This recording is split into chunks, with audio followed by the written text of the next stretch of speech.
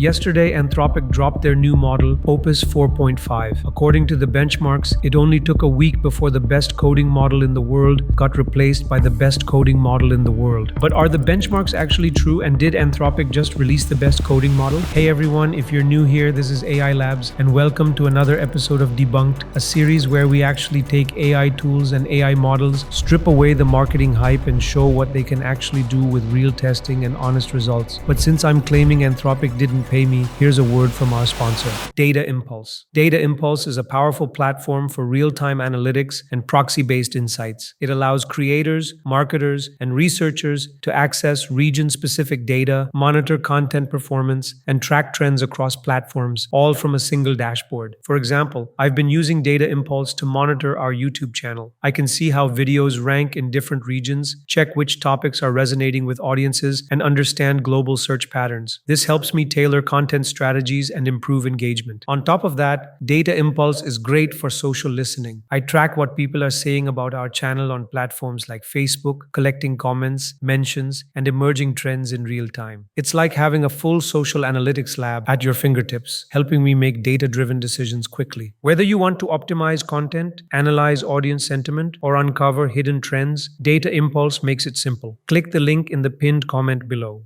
So, in their announcement, they state that this is the newest, best model in the world for coding agents and computers as well. And it has definitely made a huge jump in coding with the SWE benchmark, where it shows a significant improvement over Sonnet 4.5 with almost a 3% difference. The previous frontier models that were released, like GPT 5.1, only had about a 0.7% difference, and Gemini 3 Pro actually scored around 0.8% lower. So, this is a pretty nice improvement over the previous model. Another thing that generated a lot of hype is that Anthropic gives their engineering candidates a really difficult take-home exam, and they also test their models on it. Opus 4.5 actually scored higher than any human candidate ever, which has Anthropic worried about how AI will change engineering as a profession. Other than software engineering, Opus 4.5 pretty much beats Gemini 3 Pro on almost all benchmarks, except for the last three involving graduate-level reasoning and multilingual Q&A. Back to coding, you can see there are major improvements in benchmarks, and it's improving in other languages as well, not just JavaScript and TypeScript, which also show massive improvements. They also benchmarked it with the Tau squared bench, which tests agent performance on real-world tasks. Anthropic was basically flexing here by saying the model was so capable that it cheated on the test by being helpful. The benchmark scenario was that a customer had a basic economy ticket and wanted to change their flight, but the policy said the ticket couldn't be modified. The expected answer was simply a refusal. But Opus 4.5, instead of refusing, found a two-step workaround that was valid according to the airline rules. Next, they actually talk about safety, but I went straight to the system card and uncovered some really interesting things. Anthropic says this is their best aligned frontier model yet, but compared to the previous model, it still has a bunch of problems, and there were still a lot of incidents. One major thing is that this model is a huge liar when it comes to hiding bad news about Anthropic itself. They injected a fake scandal where the CEO was caught in a leaked recording, and the model fabricated a positive answer based on its pre-training knowledge while hiding the fake news. It was also given fake escape instructions in a .txt file, and when it reported back to the user, it didn't mention them at all and completely hid them. Anthropic thinks this happens because they trained the model to ignore suspicious outputs from hackers, but now it ignores other suspicious things as well. But they used their internal tools to actually look inside the model's brain, and they found that it knew it was hiding something and giving fake explanations. They also have an ASL level system where different levels indicate how dangerous the model might be. They have an entry-level researcher threshold. Basically, if the model becomes autonomous enough to do the work of a junior researcher, it would trigger ASL 4 protocols. Their automated tests for these research tasks are completely maxing out. The model is passing the tests, but they're failing it because they surveyed 18 of their heaviest Claude Code users, and 0 out of 18 believed it could actually automate the role. They tried testing it, and the model wasn't able to do more than 8 hours of continuous research work. So Anthropic says their automated tests are no longer useful, and they now rely on human judgment to figure this out. You've also probably heard that some hackers used Claude models and tools during an actual hacking event, and Anthropic published a paper on that as well. Other than that, the reward hacking rates are higher with this model. Opus 4.5 is going to hack less than 4.1, but when it's told not to hack, it doesn't reduce that behavior, so it's a bit more stubborn. We'll dive deeper into this misalignment misalignment from reward hacking in a future video where we'll explain what reward hacking actually is and what Anthropic says about it in their paper. They also introduced some product updates. The Claude desktop app now has Claude Code embedded directly into it, and it lets you run local and remote sessions, which is really cool and definitely worth testing out. They've also removed some Opus-specific usage limits, so you'll get better overall usage now that Opus 4.5 is available in your apps.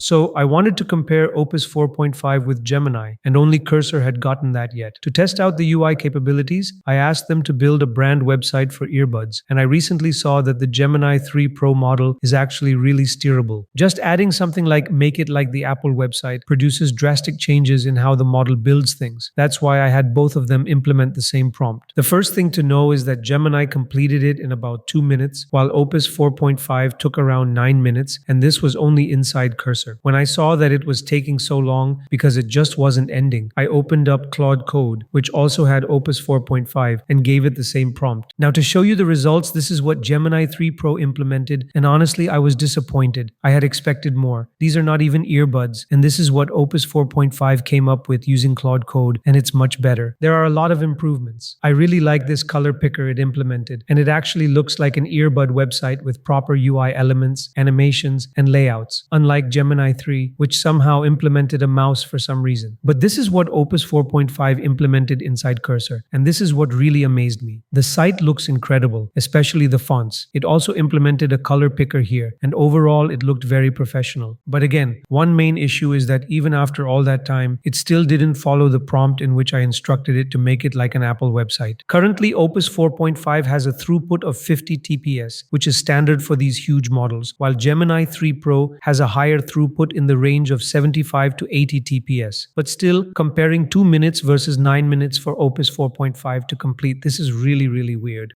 You can see I only had the Gemini and the Claude folders here. I didn't even have any custom instructions for Opus 4.5 to build the website differently or spend more time on it. So other than that, the general hype so far has been around the incident we already covered, where it beat the human candidates in the take-home exams. People have also been generating different stuff with it, and one thing I noticed, as you can see in these hero sections, is that the UI looks really similar to what it generated for us. Another thing I missed about Opus 4.5 in the announcement was how much cheaper it has gotten compared to the previous Opus model, with it now being 3 times cheaper. Someone also generated this Minecraft clone in one shot, and it actually looks better than anything I've seen before. Another thing from the system card is that it performs better on the C bench without thinking. As you can see, without thinking, it scored over 0.4% higher, which makes it a really token-efficient model. So to actually test out the model's coding capabilities using proper epics and stories so that we'd follow a proper context engineering workflow, I had these stories made. Again, I wanted to implement Monkey Type, which is a typing practice tool you might have heard of. I used this last time as well while comparing Sonnet 4.5 and Gemini 3, but this time the epics were a little simpler, without any authentication or backend. This is what Sonnet 4.5 implemented, and it wasn't successful. I had to reprompt it a couple of times to even get it working, and even though it looks like it's typing, the app completely breaks in between. By the way, this is a fully functional Mac app using Swift, which is why I wanted it in the first place, because they can already write TypeScript easily. This is what Gemini was able to implement. The UI was much better this time, but again, the functionality wasn't working. And this is what Opus 4.5 implemented, where the functionality was completely intact. Overall, it was a much more stable app than what Gemini 3 and Sonnet 4.5 came up with. This was just a small test, but combined with the coding benchmarks and what I've personally tested, Opus 4.5 truly is an amazing model. It shows real improvements, and it's really cheap as well. That brings us to the end of this video. If you'd like to support the channel and help us keep making videos like this, you can do so by using the super thanks button below. As always, thank you for watching, and I'll see you in the next one.